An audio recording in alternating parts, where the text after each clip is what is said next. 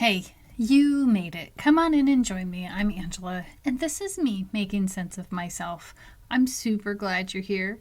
If you haven't done so yet, hit the subscribe button so you can follow the adventure as it unfolds. And if you love this podcast, share it with your friends. You have the capacity to understand yourself, and that's through connecting with and understanding other people. So, I'm going to share my life with you. This week's topic was about embracing failure, the pathway to success. In the first video, I talked about a time I felt like I just got through failure. In the next video, I talked about how I made it through failure to find success. In the next video, I focused on a time I embraced failure to find success. Then we meditated, and in this video that I lovingly call the Friday or the Friday Ditty, I'll share with you a parable about this week's topic, embracing failure, the pathway to success, along with explaining what happened inside of me. So, let's get to it. Once upon a time in a bustling town, there lived a determined young bird named Robin. Robin dreamed of soaring high in the sky, but no matter how hard he tried, he couldn't seem to fly for more than a few seconds without crashing down. Frustrated and disheartened, Robin sought guidance from an old wise owl in the forest. The wise owl listened to Robin's woes and then shared a tale of her own. She spoke of a time when she too struggled to fly, often falling from the tallest tree branches. But with each fall, the owl learned valuable lessons about balance, strength, and perseverance. She encouraged Robin to not fear failure, for it was the key to unlocking his true potential. Inspired by the owl's wisdom, Robin embraced each failed attempt as a step forward, learning from every tumble and adjusting his approach. With determination and resilience, Robin finally took flight, soaring through the skies with grace and freedom. The parable of Robin teaches us that failure is not a setback, but an essential part of the journey toward success.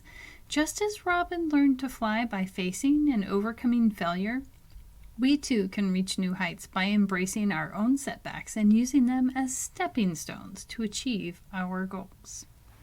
So I recently read a book by Amy C. Edmondson called The Right Kind of Wrong. And in that book, she describes failure as an outcome that deviates from desired results. That sounds a lot like expectation. If something that's different than what I expect is going to happen. Well, Stuart Firestein also wrote a book, and his book is called Failure. He's like, I'm not going to hide from this. There's no right kind of wrong. We're just talking about failure. That's just all there is to it. So he comes out and says, failure comes in many flavors and strengths and contexts and values and innumerable other variables. Nothing just stands alone as failure without knowing something more about it. So is it a failure? Is it not a failure? How do I know? Well, Gertrude Stein, quoted by Stuart Firestein in his book, says, a real failure does not need an excuse. It is an end in itself. Not in and of itself, but just a failure. So I think it's important to recognize, how do you define failure? How do I define failure? When do I know that I have failed?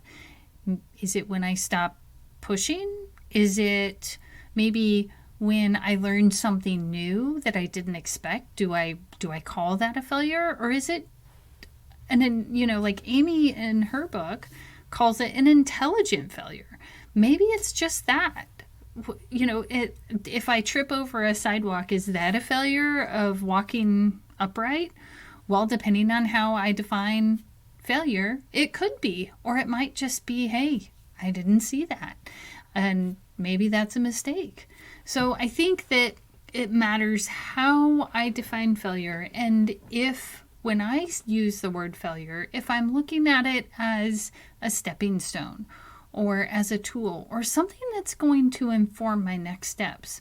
Scientists all the time, like Amy Edmondson and Stuart Firestein and many others, fail so they come up with a hypothesis, and in that hypothesis they decide that when they do X, Y is going to happen, and that is the hypothesis. Well, one of the things as a scientist is that when we fail, we learn something new. But what most people don't realize is that scientists actually, in order to really learn about what's happening in their world, the best idea is to create a hypothesis and try to prove it wrong.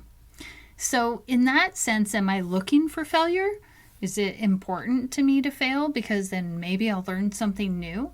So we have to be aware. If our expectations or something doesn't come out how we think it should come out, maybe that's a time to open our mind and go, what am I supposed to be learning now? Or what do I need to learn now? Because this didn't go as I anticipated. So I think that is very important. Now, I do want to talk about success too, and I think the same idea applies about success. How do I define it? What does it mean to be successful? So I had this idea that to be successful, I needed to live in a certain kind of house, drive a certain kind of car, and have a certain amount of money in the bank. But I got a disability. And when that happened, all of those things changed, even my definition of success. So success for me now is staying true to my values and staying true to perhaps what life is presenting me. So I think that success can also be personally defined and in different ways. So there's this great story about Steph Curry, and if you're a basketball fan like my mom, then this is, she loves him and he's amazing, right? But he was not a natural when it came to playing basketball. What they did find out is that he was a sponge. And there's actually a really, I want to say it's almost a whole chapter that Adam Grant spends on in Hidden Potential talking about this.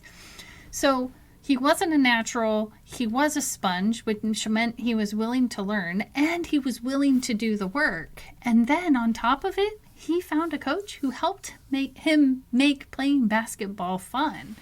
So what he learned, or at least what Adam Grant talks about in the book, is when you define success by competing against others, it's easy to forget that they might just be having a bad day, or you might just be having a lucky day.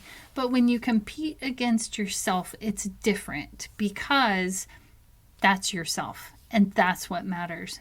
So when I start comparing myself to all these other people, which is really easy to do on social media, I could easily judge myself as not being successful or not achieving my goal. But my goals have to do with my values, which changes everything. So how do you define success?